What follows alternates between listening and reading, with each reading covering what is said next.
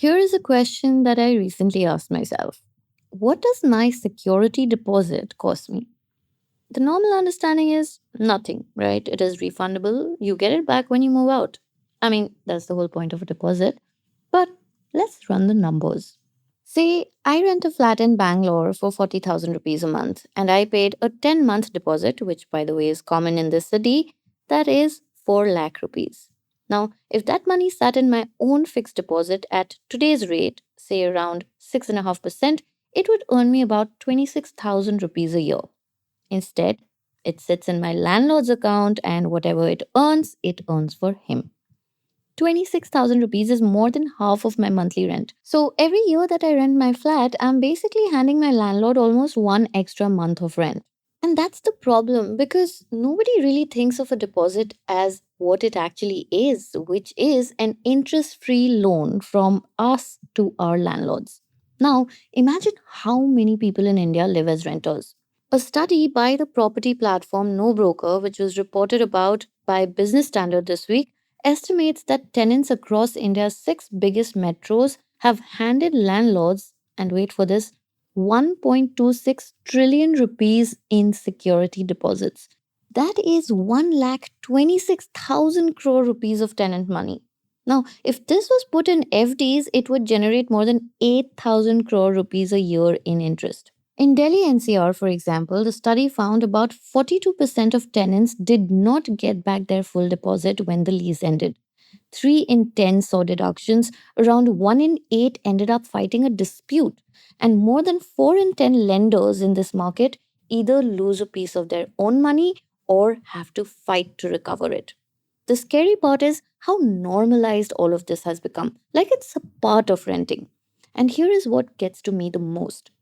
India regulates nearly everyone who holds other people's money, whether it is banks or NBFCs. Even when peer to peer lending apps grew into an industry of 11,000 crore rupees at their peak, the RBI stepped in with escrow rules and fines. This security deposit pools is more than 11 times that size and it has none of those protections. The landlord keeps our money in his own account, owes us nothing on it, and of course, there is no deadline for him to return it. So, how did India's renters become the biggest lenders without even noticing?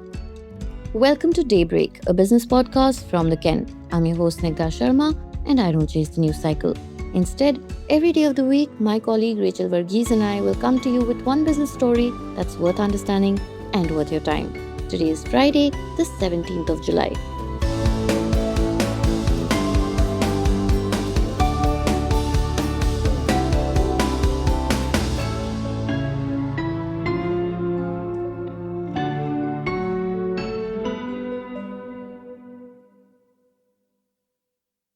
Hi, this is Rachel, and before we get to the rest of the episode, I have a quick scenario for you.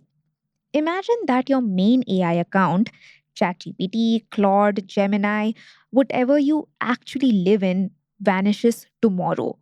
Your login, your history, subscription, everything gone overnight. What happens to you? Is it nothing? Or do you lose real work? Your prompts, your projects, a system that has learned exactly how you think. Now, sit with that for a second. And if you don't know the answer, well, that is kind of the answer. The Ken has built a 5-minute audit that scores how dependent you actually are on AI, and it ends with a verdict. Most people come out more exposed than they would have guessed. The link is in the show notes. Now, on to the episode.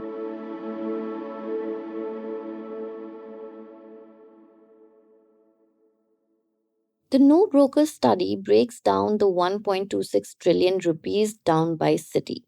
Mumbai holds the most, over 41,000 crore rupees. And then it's followed by Bangalore at 32,000 crore rupees. Delhi NCR holds around 24,000 crores and Chennai more than 17,000 crores. Hyderabad and Pune are left with the remaining. Now, the most interesting number is hiding inside this ranking. You see, Mumbai has more renters than Bangalore and its rents are also higher. Yet, its deposit pile is only about 30% bigger than Bangalore. And Bangalore's pile of security deposit is enormous for its size.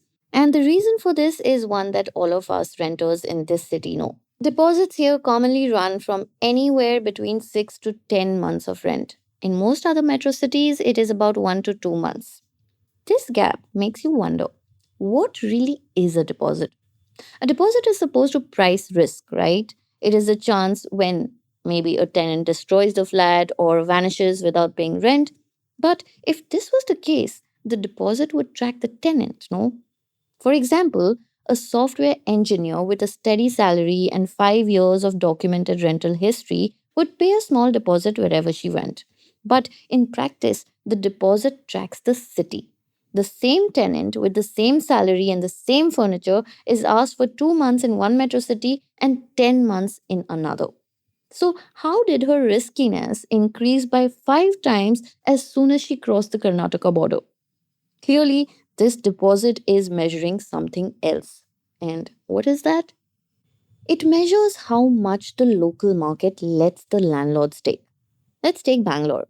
The city gives them three advantages at once. It is a city of migrants where most tenants arrive from somewhere else, hunting in the same few job corridors. So, a landlord near a tech park can name his terms knowing that there is a queue behind you. The deposit is also valuable to him in itself because it is free working capital and it is money that he can park in an FD or roll into the next property. So, he has every reason to ask for the maximum that the queue will bear. And once this 6 or 10 months becomes the norm, the tenant who objects has nowhere cheaper to go. There will be 10 other people to replace him. And obviously, there is no rule anywhere in Karnataka that says that a landlord must charge less. So, a deposit that is set this way is a loan whose size reflects the lender's weakness. And look at who the lenders are. The study says that rent is already the single largest line item in most urban tenants' budgets. For nearly half of them, it eats more than 30% of their monthly income. In Mumbai, roughly 4 in 10 tenants send over 40% of their earnings to their landlord every month. These are the households with the least slack, and they are the ones extending the credit. The money in this system flows uphill from people who are stretched to people who own property. It also flows most often from the young. The study found that tenants aged between 18 to 24 are the most mobile group in the market. 3 in 10 of them move every 6 to 12 months. And among people over 35, that number drops to around 1 in 10. Now remember what moving means in this system. Every move reissues the loan. You assemble the deposit for the new flat while the old landlord still holds the deposit for the last one. And anyone who has moved flats in the metro knows that bridging period where two landlords are sitting on your money at the same time and your savings account is empty. So, the people that this deposit system taxes the hardest are younger workers changing their jobs and their neighborhoods. But this is the same behavior that cities like Bangalore advertise as their economic engine. And the tax also changes this behavior, obviously. 75% of Bangalore tenants told this study that a high deposit has, at some point, stopped them from moving into a home that they liked. This is the highest figure for any metro. Think about what that means in credit terms. The lender is kind of rationing herself. She is turning down the flat that she wants because she cannot afford to give the loan that comes with it.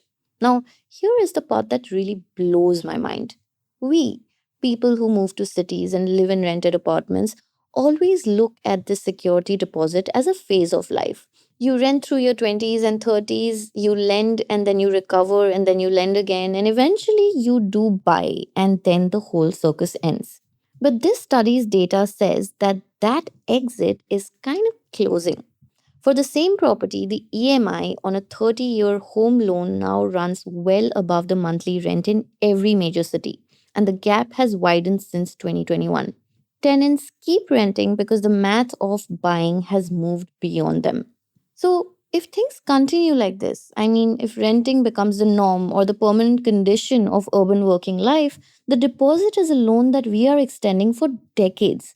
We will reissue it in every city that we move to and every flat we upgrade to at zero interest, probably well into our 40s and maybe even beyond.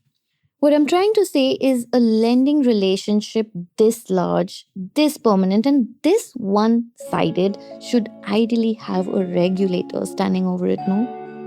By the way, a disclosure before I sign off: no broker who ran this study that I spoke about in this episode sells deposit free rental plans, which means it also benefits from deposits looking broken. So, just putting it out there.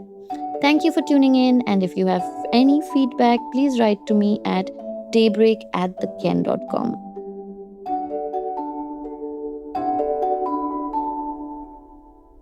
Daybreak is produced from the newsroom of The Ken, India's first subscriber-focused business news platform. What you're listening to is just a small sample of our subscriber-only offerings, and a full subscription offers daily, long-form feature stories, newsletters, and a whole bunch of premium podcasts. To subscribe, head to theken.com and click on the red subscribe button on the top of the website. Today's episode was hosted and produced by my colleague Snigdha Sharma and edited by Rajiv CN.